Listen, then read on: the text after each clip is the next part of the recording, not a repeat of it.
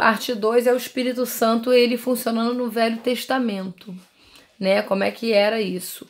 Ele funcionava como um espírito. Ele funcionava de 3 formas. Como um espírito criativo, dinâmico e regenerador.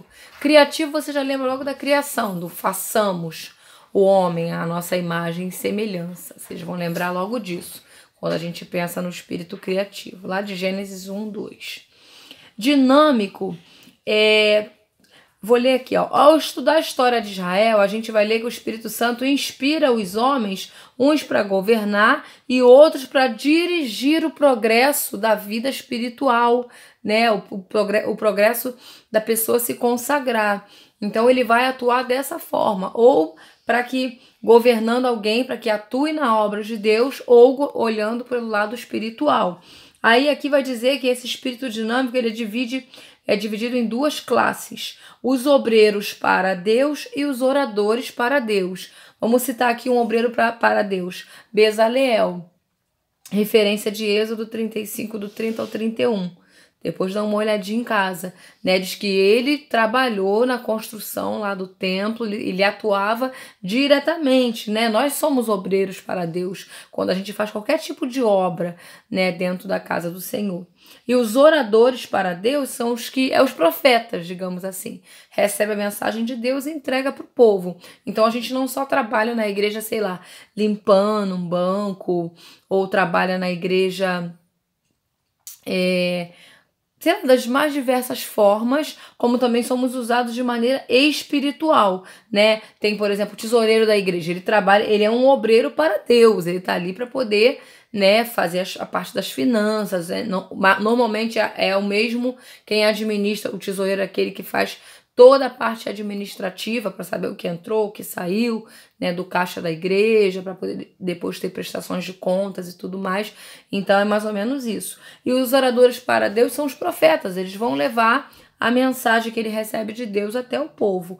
Isso a gente vai encontrar em várias passagens, nem precisa a gente dar referência. O Espírito agindo no Velho Testamento como regenerador. É como a própria palavra regeneração. Regeneração significa trazer uma vida nova, trazer o novo, um recomeço, né? Recomeçar, ou seja, quando o Espírito ele entra dentro dos corações, ele traz novidade de vida, né? Quem fazia alguma coisa de errado já não faz mais, porque o Espírito começa a falar, oh, não faz isso, não age assim.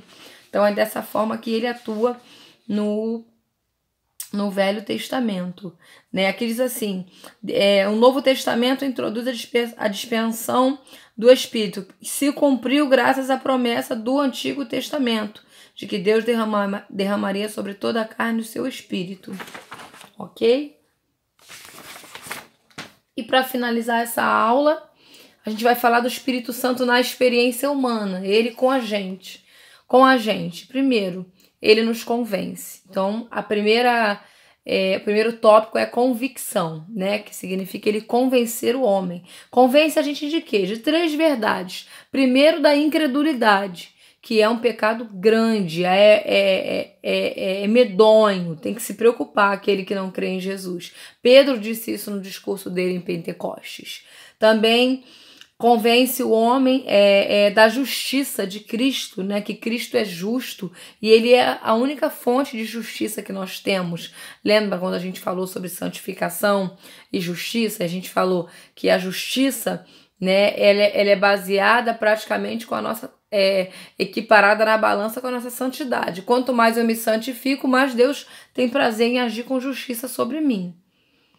E sobre o juízo de Satanás, que ele está em ruínas, que ele realmente já será destruído, né? E que a cruz levou ele ao fim, acabou para ele, através da morte de cruz de Jesus Cristo.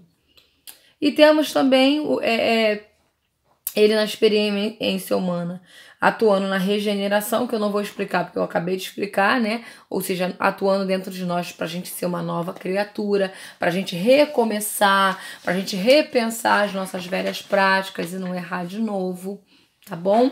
E por último, a habitação, né? Quantas referências a gente tem que o Espírito Santo ele habita em nós. É o ministério especial dele habitar dentro dos nossos corações, né? E ele não só habita, mas ele tem ciúme, ele tem cuidado de nós, ele nos orienta, ele nos ensina. Quando a gente faz coisa errada, já viu que às vezes você faz alguma coisa que você, caraca, não era para eu ter feito isso.